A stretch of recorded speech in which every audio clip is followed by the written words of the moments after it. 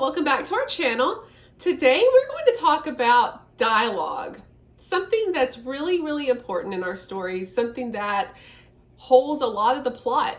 And if you mess it up, it's really obvious that you've messed it up. And it's a really easy thing to fix. So we're going to break this video down into two sections. One is going to highlight the technical part of dialogue, and then the other one is going to actually talk about writing it and what that should sound like to your readers. So for the technical part of dialogue, number one, you want to make sure that each speaker gets their own paragraph. So you should not have two characters talking within the same paragraph in quotation marks. It's confusing, and it saves you sometimes from having to use a ton of dialogue tags, which can slow down the flow of your story. And it's not just confusing, it's really incorrect.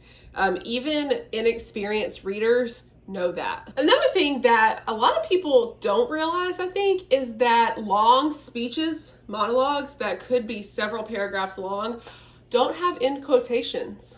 If you've got a character who is, for instance, a lawyer giving a closing argument and they talk for a long time and they switch paragraphs because they switch topics, you don't put an end quotation mark at the end of every paragraph. You don't put an end quotation mark until the very end of their speech. Ooh, this is a good one because we see this a lot, and that would be somebody quoting somebody else in dialogue. And you want to make sure that you do not use double quotes when you're doing that quote inside the dialogue. So you just want to do singles. Inner dialogue, something that I like to use a lot, especially in a first person story. It really gives another piece of information that your narrator doesn't want to share with anybody else, but they need the reader to know. It's really helpful. But when you do inner dialogue, don't use quotation marks. You just need to use italics. Dialogue tags. What exactly is a dialogue tag? Think of it this way. Anything that you would have to do and show it by using your mouth is a dialogue tag. So if I said to you, show me how to reply, you would use your mouth. Show me how to scream, your mouth. So those are all dialogue tags. Rachel, as a teacher, you, I'm sure, have heard other teachers telling students in English when they are writing some kind of fiction or writing where characters would be speaking to not use said so much. But that's wrong. Use said. Said is the best dialogue tag. It's easy for the reader to look right over it. Think of said as like the or of. These are the kind of words where readers just zoom right over it. It gives them a quick glimpse of who's speaking and carries on. The next part of the technical side is one of my favorite things ever, punctuation. Punctuation is really important when you're doing dialogue. If you do it wrong, it looks ugly. There's a pretty easy way to do this. You just have to know the rules. And it might take a little memorization. You might even have to have yourself a little cheat sheet. The first thing is dialogue tag in the front of a sentence. That's a pretty common way to do things. So here's the example. Rachel said, "Don't be a naughty writer and screw up your dialogue tags." How will we punctuate that? Well, we would do Rachel said, comma, quote, "Don't be a naughty writer and screw up your dialogue tags," end quote. Where do we put the punctuation? Inside the quotes. Inside the quotes. Almost always. Seriously, there's a lot of rules in grammar that we always say every time, except this. Like the I before E except after C rule. That's hardly even a rule. There's so many exceptions. This is really almost every time. There is a very rare time when you will put a punctuation mark outside of a quotation mark. Dialogue tags in the back. Don't be a naughty writer and screw up your dialogue tags, Rachel said. In this case, again, how Rachel was just talking about that your punctuation needs to be inside of the quotation marks. Your comma needs to be at the end of the sentence inside the quotation marks, and then after that, Rachel said.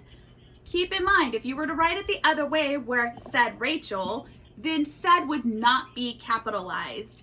So we're continuing on because there's a comma with the sentence, so there's no need to bring in a capital unless you're using a proper name. Action only is not a dialogue tag. So here's an example. Rachel's face turned red and she shook with anger. Don't be a naughty writer, screw up your dialogue tags. We don't even have a dialogue tag there. We don't need one because we know it was Rachel who said it. The sentence lets you know that. So your punctuation there is pretty simple. You need a period after anger and a period inside your quotation mark at the end. Ooh, what if we mix it up with dialogue and an action? So this is how this would look. Don't be a naughty writer and screw up your dialogue tags, Rachel said, her face turning red. In this case, we would have the comma again at the end of the dialogue inside the quotation marks. Rachel said with a comma and the action that goes along with it. There are a couple places that if you use with, sometimes you won't need the comma, but for the most part, you throw a comma in there and separate that dialogue tag from what's going on with the action. So sometimes a piece of dialogue will be a question or an exclamation. This is where you don't need a comma. Here's the example. Do you want to be a naughty writer and screw up your dialogue tags? Rachel asked. Don't put a question mark after your dialogue tag. No, you put a period because you're ending your sentence there. But because you used a question, you need a question mark. Same thing with an exclamation mark. Correct. And asked is still part of the sentence, so you would want to make sure that the asked Rachel is lowercase. This one, you want to use it kind of sparingly. It's really to punctuate a point that a character is trying to make, and that would be an action in the middle of dialogue.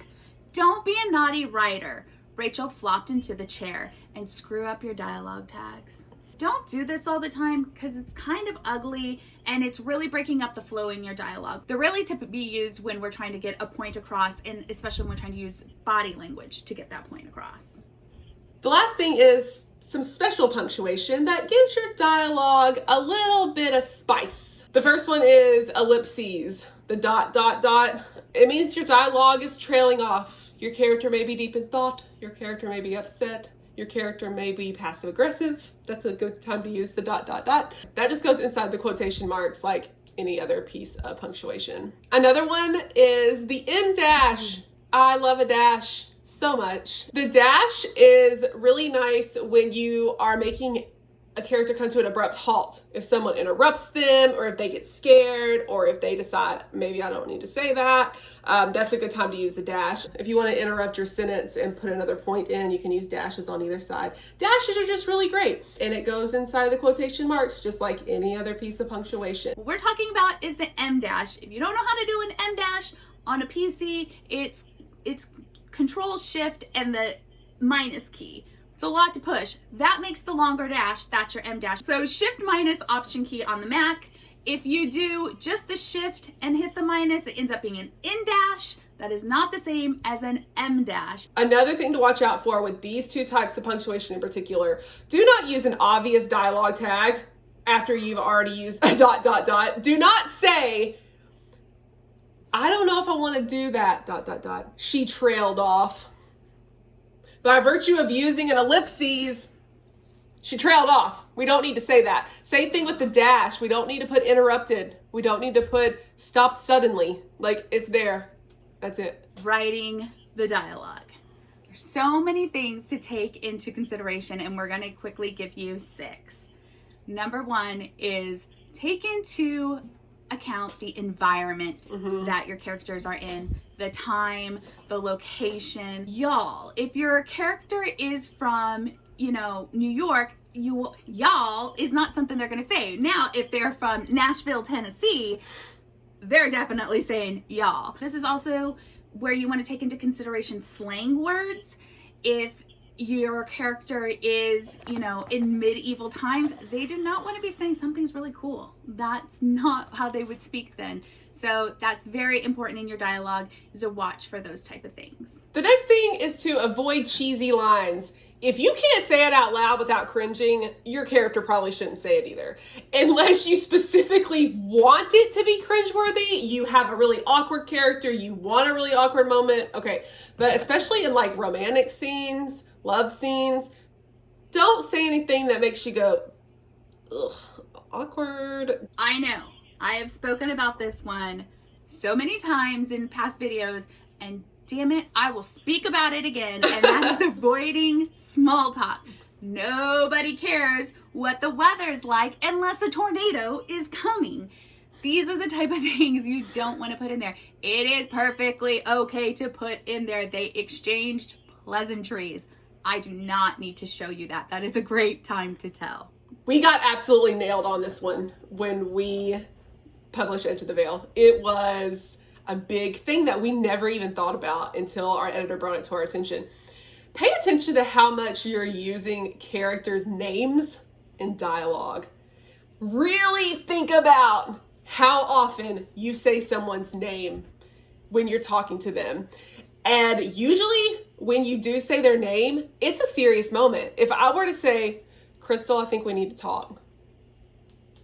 No.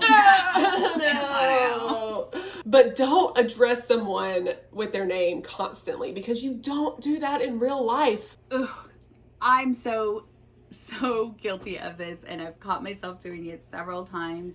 And that is having a character ask especially a question, and then bringing in my narrator, and then bringing in a paragraph later the answer to the question. Be careful with this stuff, because in between you might be dropping a lot of information, and we've got a problem if we get down to the answer to the question and we don't remember what the question was. Yeah. So if you have to explain something, then you might want to reiterate the question before you have the character answer the question.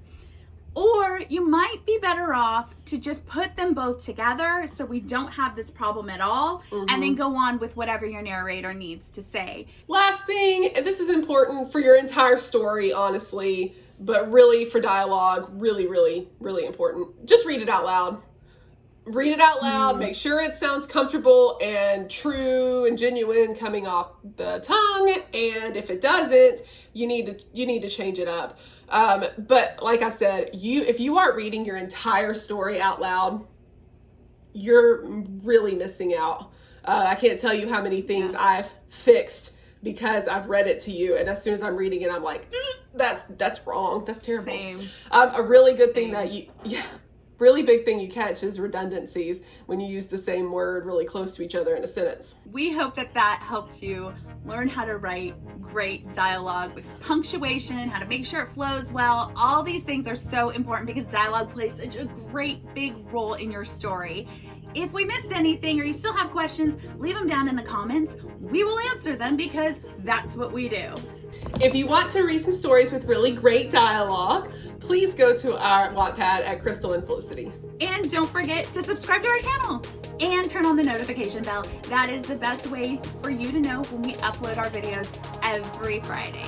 And as always, write what you love.